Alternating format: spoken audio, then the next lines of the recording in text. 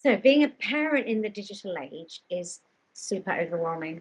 It feels like a full time job on top of all the other stuff we have to do, except there's zero pay, no holiday, and you're constantly playing catch up. And Sarah knows that more than anyone, both as a mum and a former Snapchat exec. So yes, do kids hide things from their parents? Absolutely, we all did. And my guidance on this is not compel your child to open it and show you what's in there. My guidance is have the conversation. Yeah. Snapchat has its own navigation, which is complicated. And one of the biggest areas parents need to know about, if they don't, is that there is a secret camera roll. When you scroll the navigation all the way to the left, you'll find a hidden one that's called My Eyes Only. The awareness that that camera roll exists is important for parents to have that knowledge. The content that's in there is probably risky. Digital parenting is just so overwhelming and difficult. I think it's, the same way you would give your child driving lessons before you give them access to your car. Yeah, I'm actually living through that as we speak.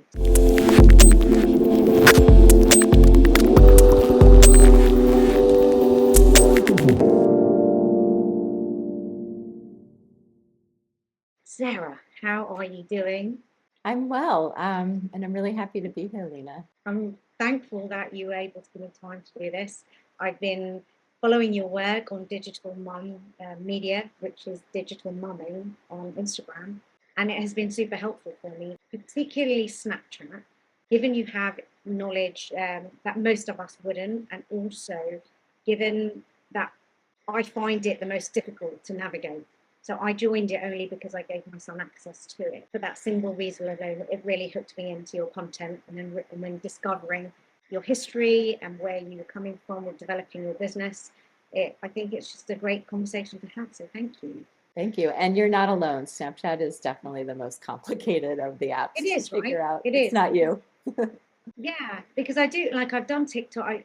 I give my son probably a very limited amount because he's got his own brand. And even then, I can use TikTok. I can use Instagram. I use that. So I don't find difficulty in that. But, just it gives me a headache, even when I'm going through his stuff. I'm like, oh my God. And there's one big kind of banger you have for parents, which I didn't know until your platform told me. So can you share that with us before we move on to our actual careers and histories? Yes, I feel like that's a great way to start. So Snapchat has its own navigation, which is complicated. And one of the biggest areas parents need to know about, if they don't, is that there is a secret camera roll on Snapchat. So if you are looking at the camera roll for Snapchat and you scroll the navigation all the way to the left, you'll find a hidden one that's called My Eyes Only. My Eyes Only has its own separate password setup.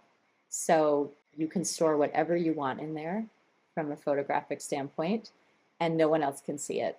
So as a parent, if you are monitoring Snapchat for your child and you're looking at their account, you wouldn't even know this was there unless you knew to look for it. And even if you found the My Eyes Only, you can't get in there unless your child gives you the specific password to that camera roll.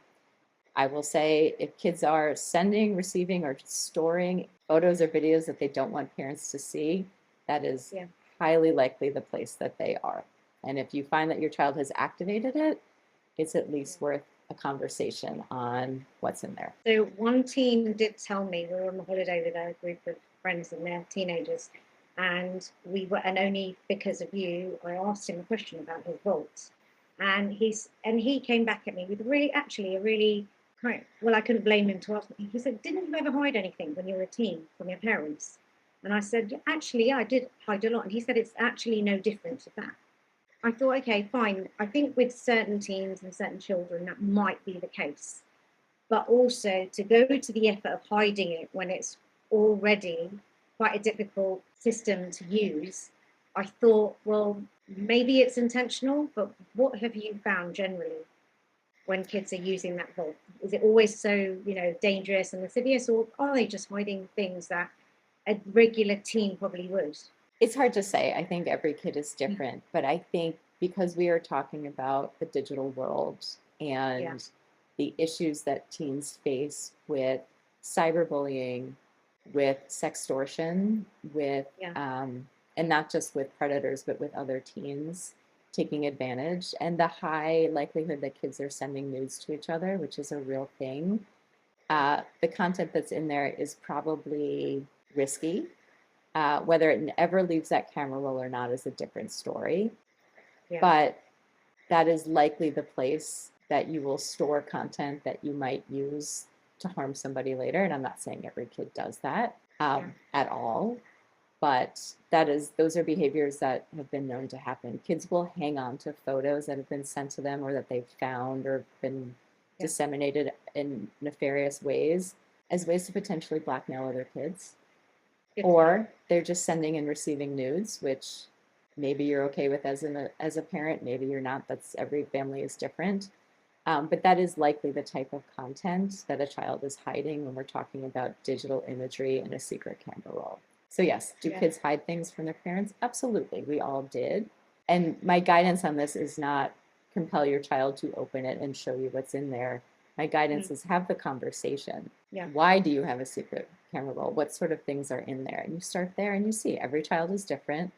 There may be, nothing really untoward going on in there, or there might be, but I think the awareness that that camera roll exists is important for parents to have that knowledge, and using that as a foothold for a conversation is vitally important, whether you ever go into that camera roll with them or not. Part of it is that most kids know, most parents don't know that exists. And I think spreading light into that shadow is important for beginning the conversations and making sure your child understands sort of the rules of the road of being online and appropriate behavior and all those sorts of things. And I mean, and to that point, actually, I remember when my 11-year-old at that time, I had given Snapchat only as because every single child used it as a means of communication, whereas we would use WhatsApp, they use Snapchat.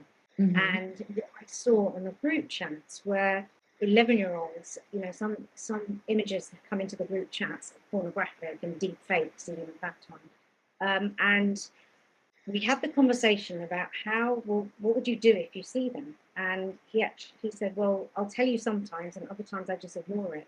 And I think, wow, that's like an 11-year-old normalizing seeing an image of deep fake porn, which is not great. But I think that's one thing to kind of note, that they might not have that intention, right? And most of the time, it's not an ill intention. It's something that someone else has sent. It's on a group chat. So what they meant to do, apart from delete it. Yeah, and I think you're right. A lot of this also varies with the age of a child. When we put our kids in adult spaces, and being online is an adult space, being on Snapchat at 11 is being in an adult space, the way that you handle it, manage it, give oversight is different. An 11-year-old with photos saved into their camera roll is probably worth more than just hey, I know it exists. You probably want to see what's in there. The child is 16, it might be a different conversation.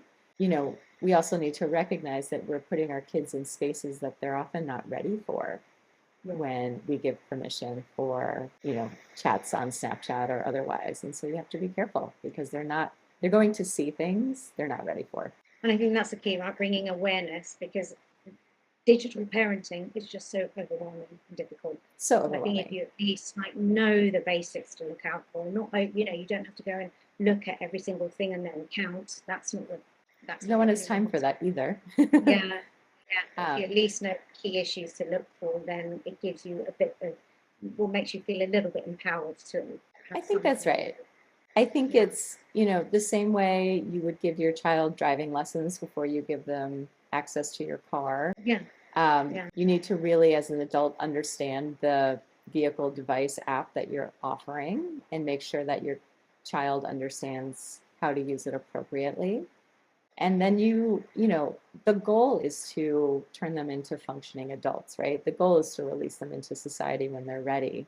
But they're not ready at 11 or 13 or 15 or 16, but they're getting more ready. So how do we move children through these spaces developmentally so that they are ready? I don't advocate that we turn our children loose at 18 and they've never been online and they've never experienced anything about the adult world. But Yeah, there's also no rush at the same time. I exactly. think there's a lot of places where, and look, we've all felt that intense pressure that every other child seems to be allowed to do certain things. It's really, really hard. And that is, I am not judging anyone for decisions they have made, are going to make, any of those things. You have to do what's right for you. You have to do what's right for your child. Social pressure is real. And that is one of the biggest factors, I think, in the decisions parents make. I would just say, whenever you're deciding to give any form of technology, just know that the yes often becomes more work than the no. Yes. So saying no feels like it's going to be this constant battle, and it will be. Your child will be so upset. But saying yes and then actually staying on top of it can be a lot of work, particularly if they're young, more work, because you really do have to be diligent. Yeah, I'm actually living through that as we speak. So one child has not, heavily lobbying, Mm-hmm. lobbying me for a smartphone. She's got a brick phone, and whereas the 13-year-old has a smartphone with the apps. So Yep. actually, it's more exhausting making sure that the controls are in place. The making sure that, okay, they're not, are they visiting any sites that are untoward, which they will violently, and there's so many workarounds as well. But that is definitely more headspace than just saying no to her. I mean, I have to say now that I'm living through both, with immense regret and guilt over being forced into giving, not through him, but forced through every other parent, not understanding the risks and and just not having time to explore what this all looks like. And I do feel, I feel bad that I did not make more of a stand, but I was on my own. Whereas now there are a group of us who feel sympathy. Right. I think the group pressure is, I almost feel like a teen who's not fitting in, and that's It's how I true. felt. Like that's yeah, and it was quite eye opening for me when having been forced to give my son the phone. That one, I almost felt like I was at school doing something I didn't want to do, or Right. part of something I didn't want to. Right. But anyway, I'm going to use that as a segue. Given that you've had the experience of Snapchat, could you first share like the entry into tech, the entry into media, and what unraveled through them? Yeah. So I spent 20 years in the media and tech industry. The last corporate role I held before I started my own business was at Snapchat. I joined there in 2018. Is that true? Yes, 2018. And was really focused on building their media platform. So there are two tabs on Snapchat. For those who use Snapchat or have spent any time trying to understand it, there are two tabs of content. So content that you might look at while you're waiting for a snap from a friend. And I spent time developing the partnerships that we had with the professional content providers. So the New York Times, Cosmopolitan Magazine, the Daily Mail, brands like that were the original content providers for Snapchat when I started. Content has shifted since then. Their business has taken a very different direction. It's much more focused on user generated content, really trying to be more competitive, I would say, with the feed from Instagram, the For You page of TikTok, and those sorts of things. But I went to this company excited to be working for such a global powerhouse. I've always felt very strongly about the power of content and storytelling and getting important stories and people out there in the world. I was excited that this was a platform really focused on younger people. And so I certainly had a lot of optimism when I started at Snapchat. It is a very young company. The CEO was certainly under 30 when I started. He developed this app when he was in college, and all of that sort of vitality and energy was really apparent in this company when I worked there. A lot of let's just figure it out, let's move fast, break things, all of those sorts of dynamics were in play, and it was exciting. It was a very exciting place to work. And then what was the culture like once you've kind of embedded yourself into that culture, which is energizing? I know I've worked with startups, I've been part of them, mentored, and I feel like I've been kind of had an energy boost every time I'm with people. And Yes. it's quite addictive as well in terms of you yourself feel, my gosh, my creativity is going through the roof here. I'm thinking things like, or learning things that I never knew that I could even formulate thought patterns like this. So I get the excitement there. But how do you, as you continued your journey through the company, what was the culture like? What did it become? Did it evolve, especially after COVID, since they had mass growth during that period? So that would have changed in terms of the growth cycles, the speed cycles. What happened during that time? Yeah, it was definitely, I would say the period of COVID was the busiest of the time of my tenure. Not everybody I knew in the world was having the same experiences at their companies, but Snapchat was absolutely on fire during that time. There was a lot of excitement about that growth, certainly, and a lot of appetite to experiment and figure out new things to add. I think Snapchat's always wanted to be like 5 apps in one. The idea is to get people in and keep them there for like everything so that they're on there as much as possible, which makes sense, right? As a business that is tied to growth and time spent, and that's how you monetize. Of course, you want people to spend as much time with your product as possible. I will say, interestingly, during COVID, I think the company did start to mature a little bit, and that more and more folks were starting to have kids. Nice. I felt when I started there, and in fact, I remember a colleague of mine joking and saying, "Well, welcome to the old timers club. There's about 5 of us over 40 here," and it was thought that was funny and also a little. But I realized that was true. It was just a very young company. But now more people were heading into sort of that maybe next phase of their life and having kids. I thought that was a great thing. I thought that was a good thing for the culture there at Snap. But everybody's kids were young. I had slightly older kids, but I did still feel like the prevailing sort of perspective or point of view didn't really have kids in mind. I think those with kids still had kids young enough that it wasn't really a part of their thinking when it came to our product. And at the same time, we knew, and we're learning more and more just how many young folks were on our platform. So bringing your perspective as a parent to work, I think actually was vitally important at that time, but there were still not enough of us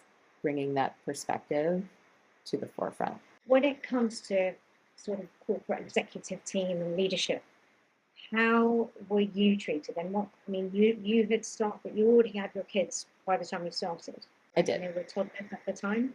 Yeah, they were still, they were, I think they were probably about 2 and 4 when I started. So really little. I don't think the fact that I was a mom was a mistake. I think that there was an appetite to bring folks with that sort of perspective into the organization.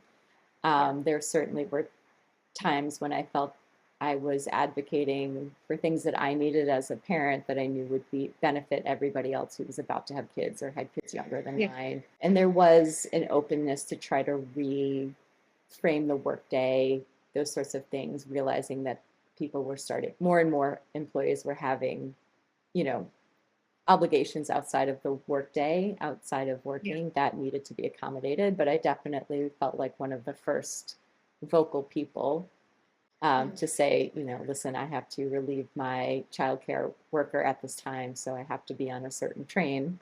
Those sorts of things were new for that company. Yeah, and I think probably because most of these products were made, as we mentioned earlier, most of them were made by college boys or, who were trying to solve their own issues at the time. So I guess bringing child friendliness or safety would not even have been in their, in their sphere of thought, which I can understand. I mean, when you're, feeling lonely or you want to have, more contact with girls or, anything like that, children don't even come into the picture. It's like, how can I do this? How can I do this as fast as possible? And how can I be as successful as this as possible? I think that's right. I think Snapchat, like other apps that were developed, was developed to solve a specific problem, and it was developed, in fact, by kids that were in college. That the app and its popularity developed in the way that it did with so many younger people interested in it was maybe not the intent, but it's certainly the reality. And so having to start to think about teenagers and their usage of the app came afterwards because that wasn't the original intent, but it became pretty apparent that that was a very significant audience for Snapchat, for sure. So Snapchat was 5 of the years, but you've had many other years as part of different corporates. And I mean, we mentioned this earlier in terms of when it comes to being a working woman, and what have your experiences, thoughts, what have they done to shape your view of what corporate looks like right now for women?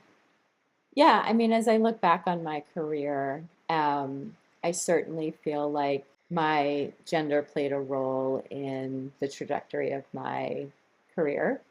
I worked in a fairly traditional media company for a lot of years, 2 of them, in fact. I know for a fact I was not paid the same amount as some of my contemporaries, despite performance at different points.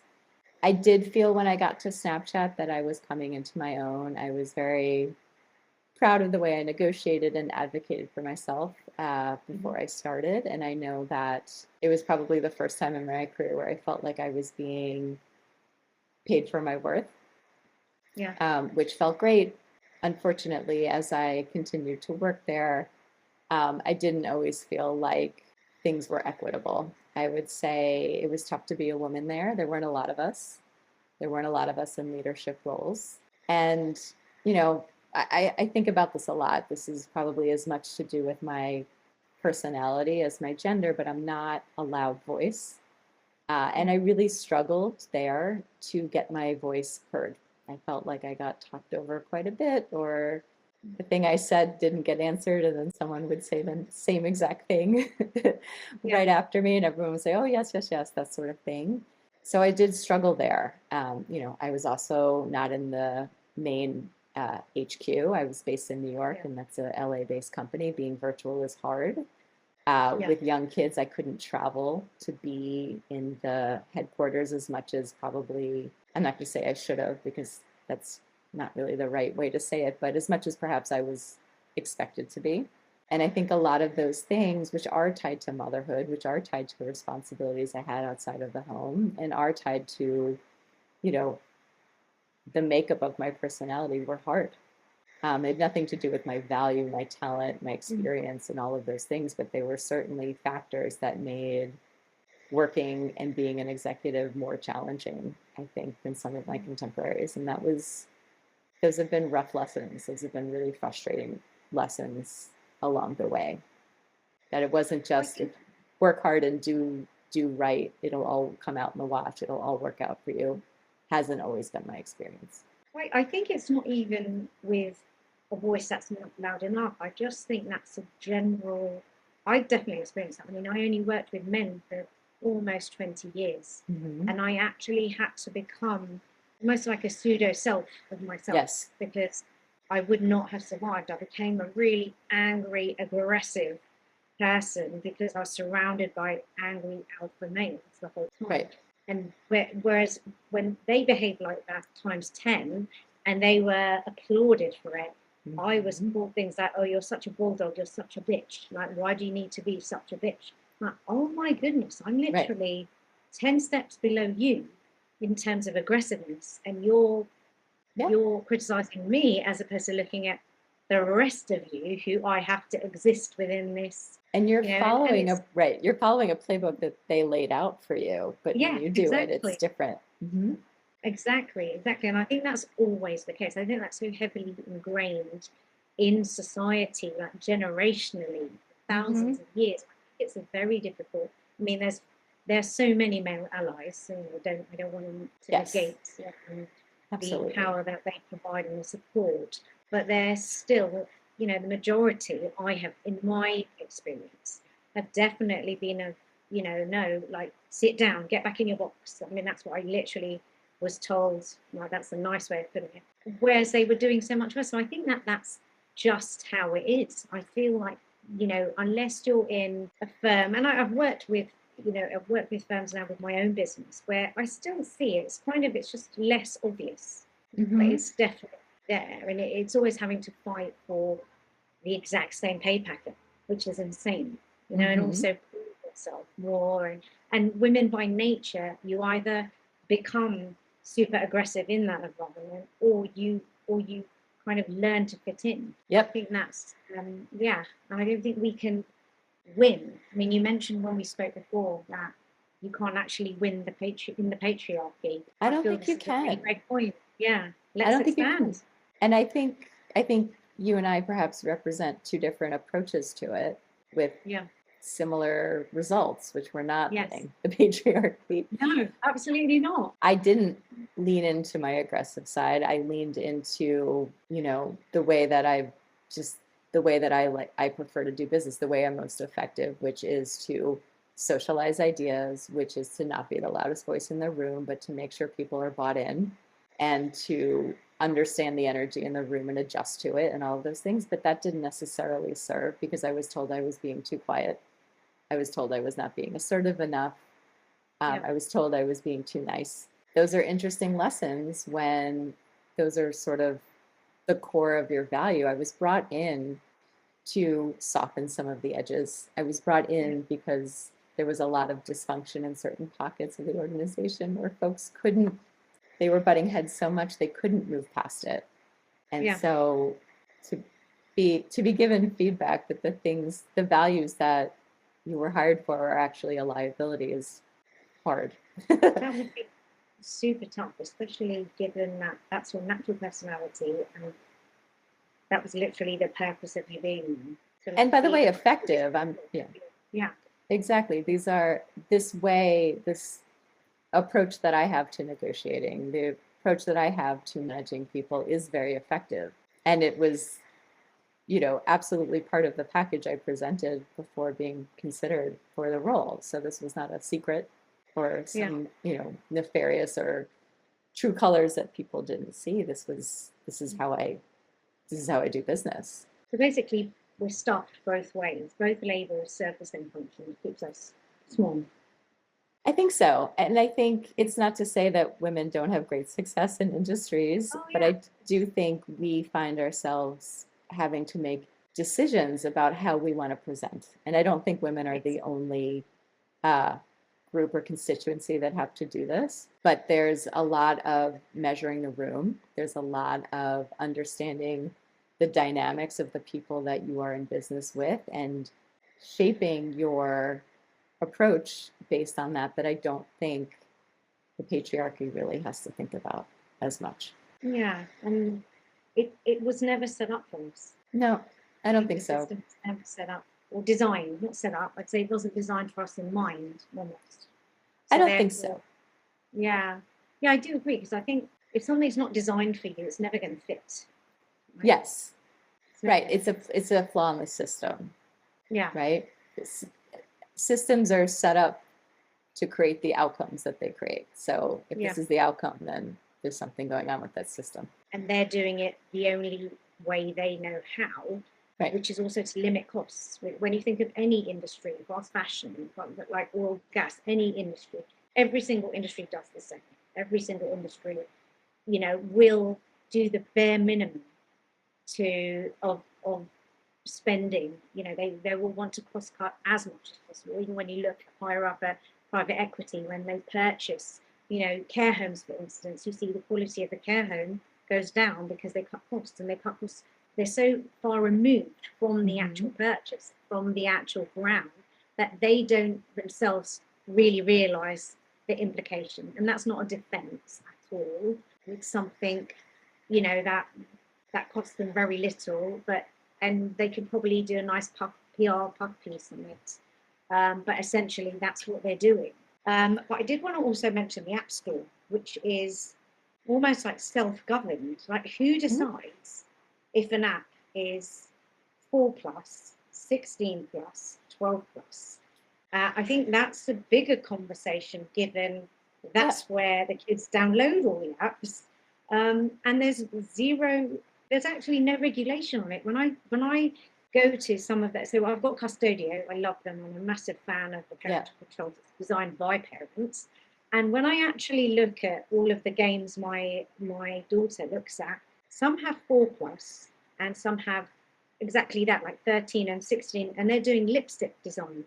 And so when I play these games, I'm thinking, okay, what's going to be insidious about it that makes it 16? And then she'll play, well, I don't really allow her to play Roblox anymore, but when she did, it's 4 plus. Was it? It was 4 plus at the time. Yeah.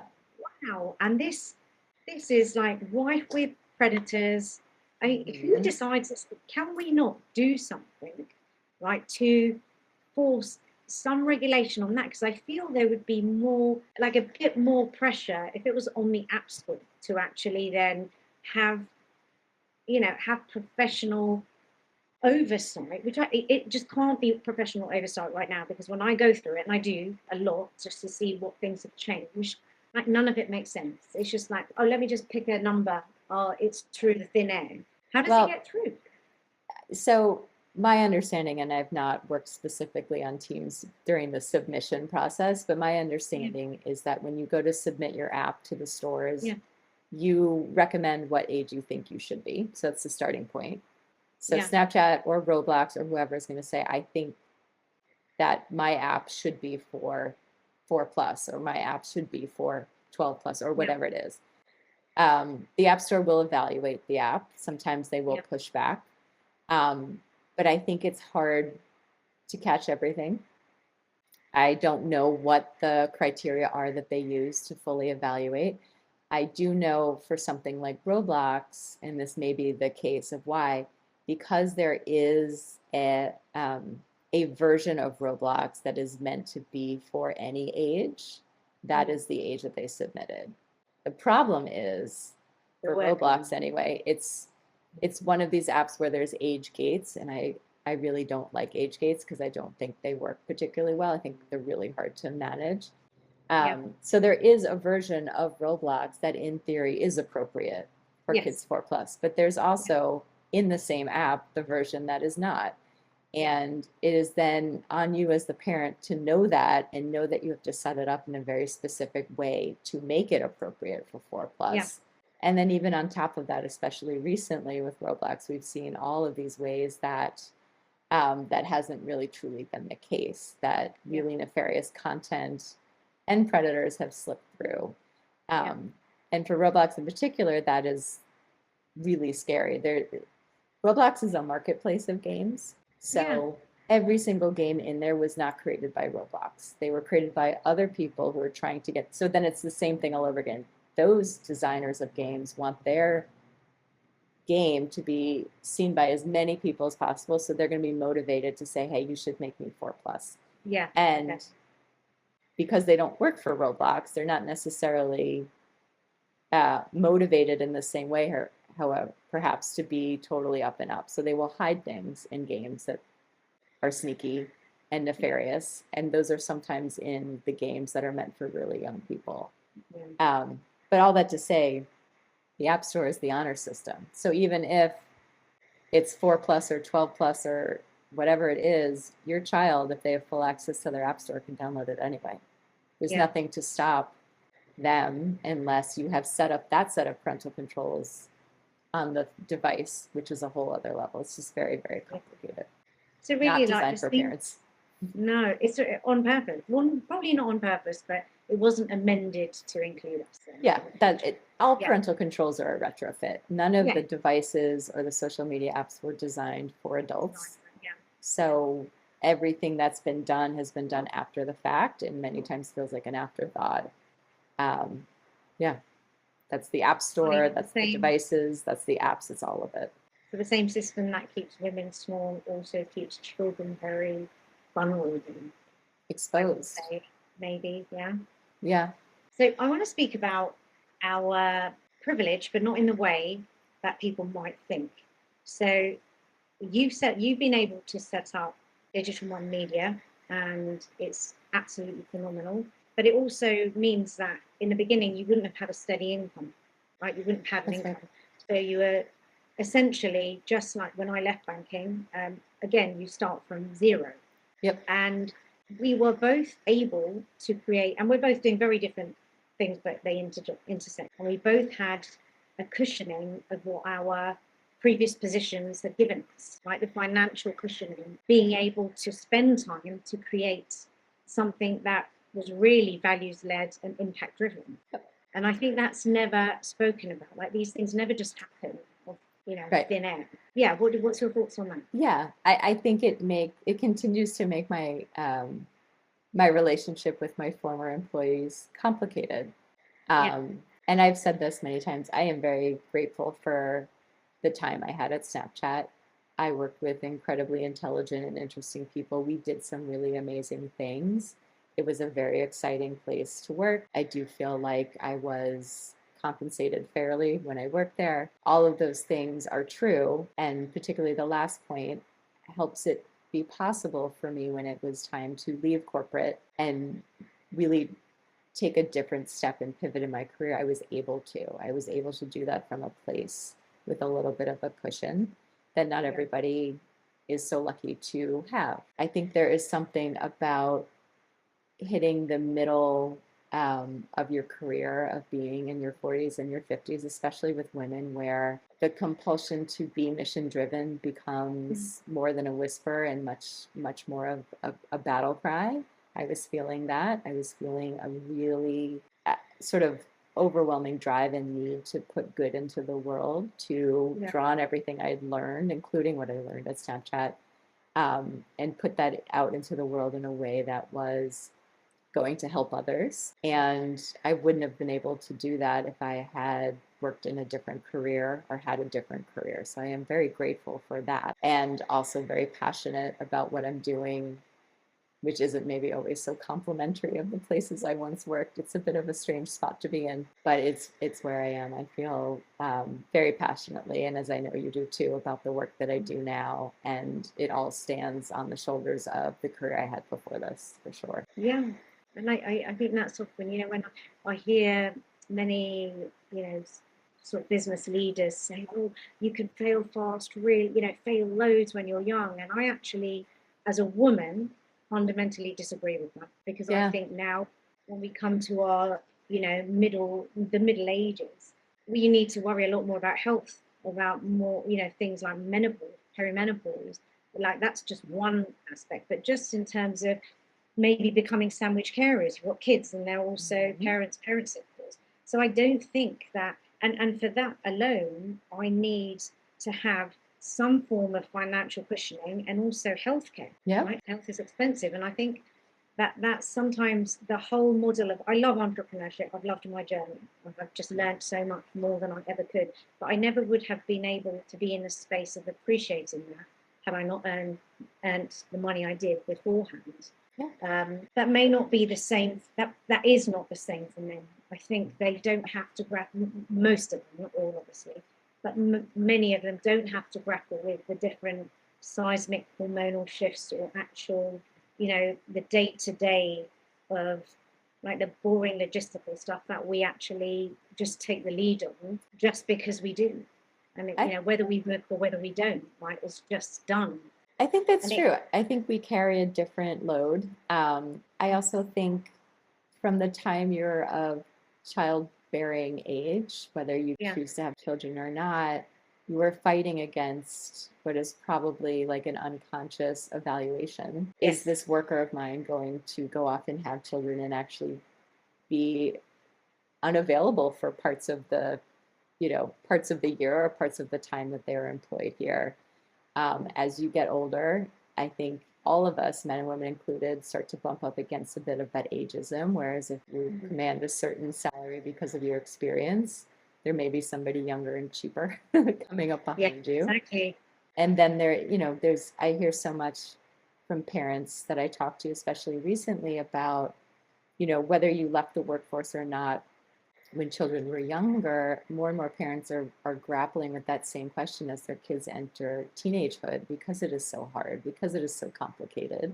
So that's another set of decisions that I think more often than not sit with women, at least predominantly. And then you're right, as our parents age, that is a whole other set of logistics that many of us have to consider. All of that while, continuing to show up to our places of employment or trying to build a business or whatever it is. It's a double load in a lot of ways, and I think that's a lot to reckon with, and not everybody has to think about it perhaps as much.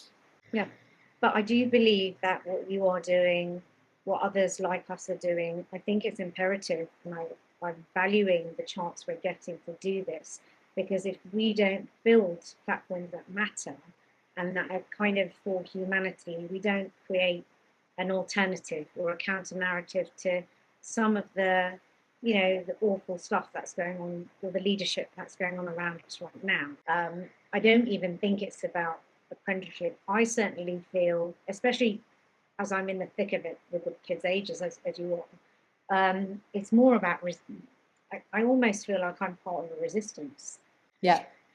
And it's really exhausting. It's much more exhausting than just turning up for a role and leaving when you can. It's quite constant.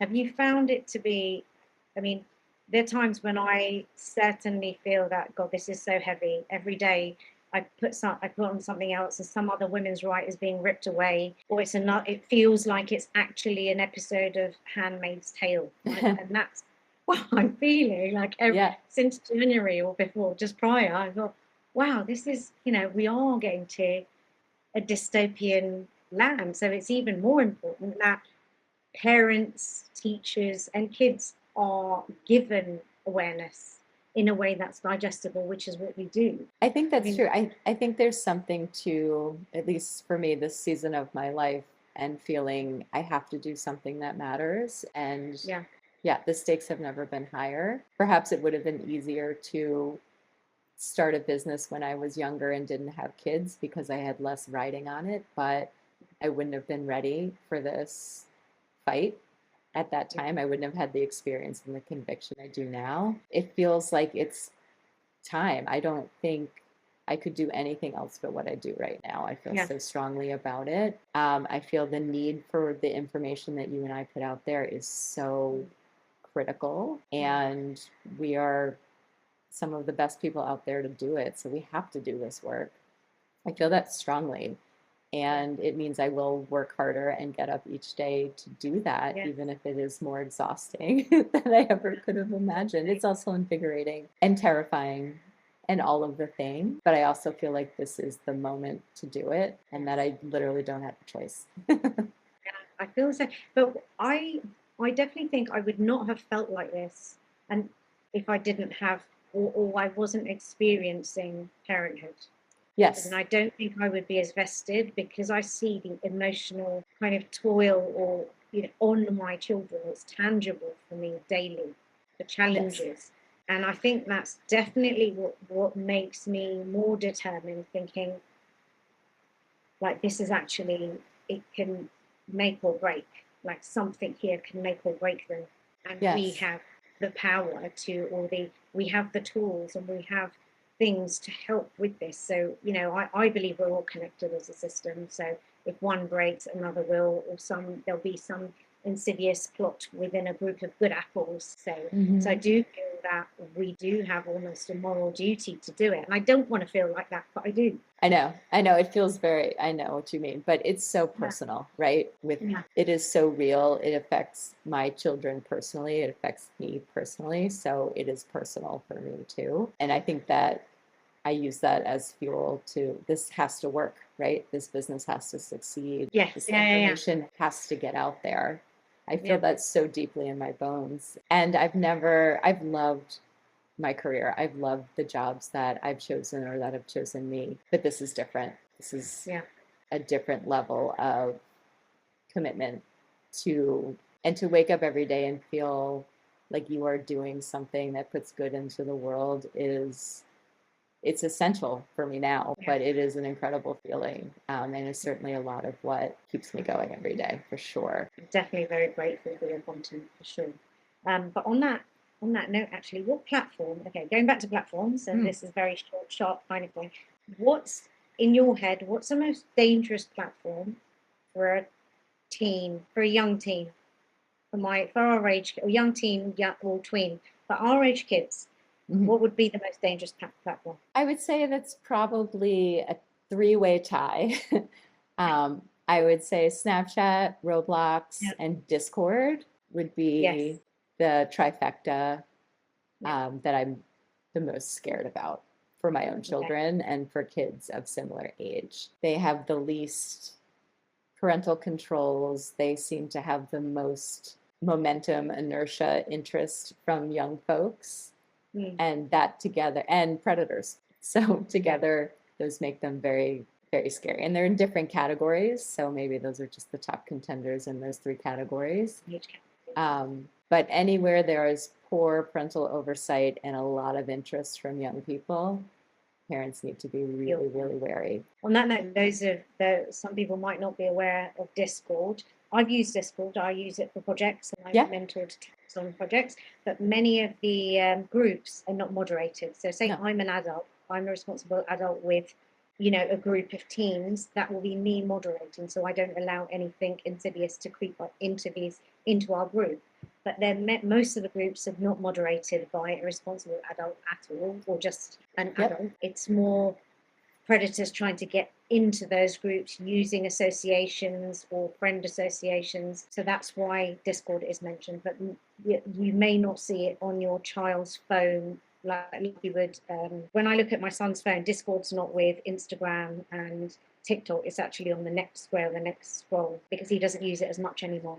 But it's still a very dangerous platform. Yeah, and it's another one where if you're not familiar with it, spend some time, learn about it, learn what it is, and then make the decision that's right for you.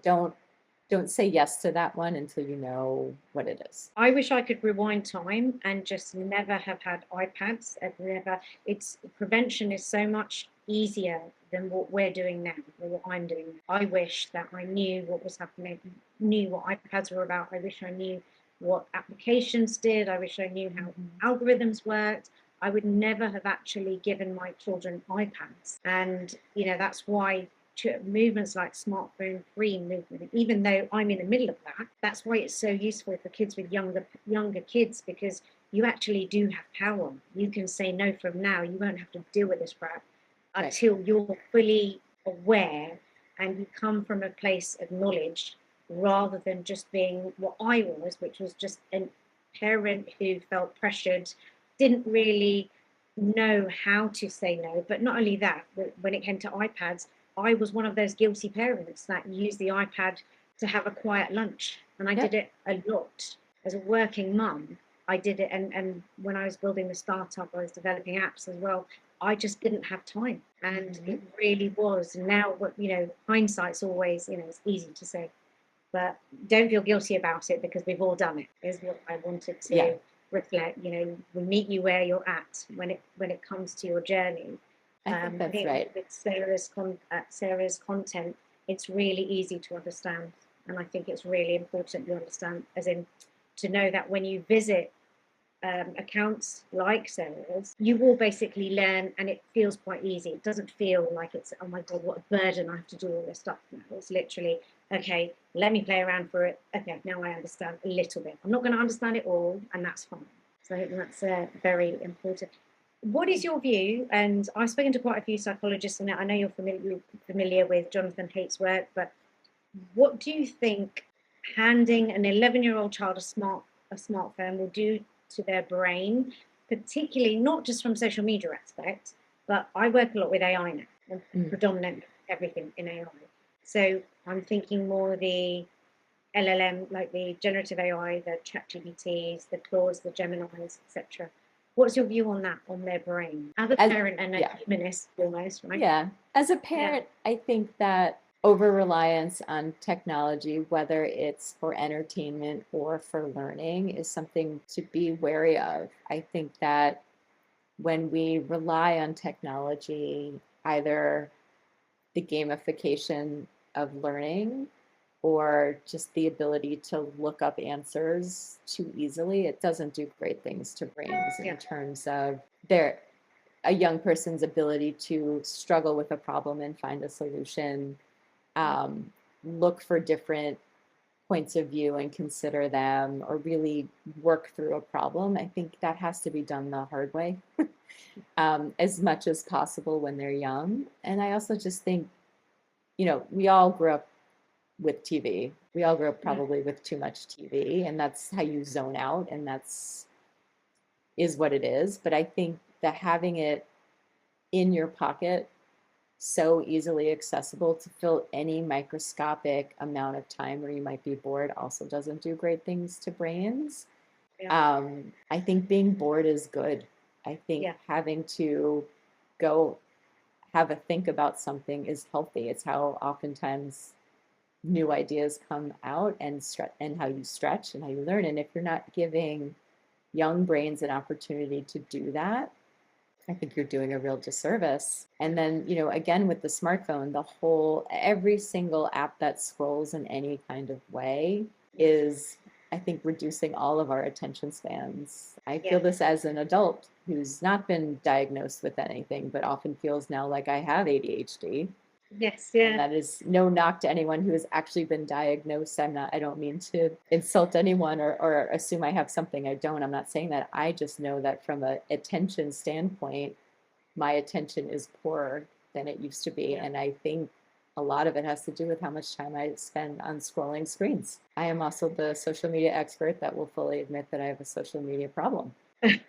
It's literally well, that probably makes relevant to speak about it then, right? You have direct experience. It's literally become an occupational hazard for me because I don't think I had this before I started this work, which is sort of wild. But all of this time like this, I don't think helps us use our brains the way they were meant to be used. And I think the younger you have your child doing that, the longer term effects become more apparent. I think we all know brains aren't fully developed, right, until 16 or 18 or even later. So giving kids even a chance. later, the prefrontal cortex. Yeah, even later.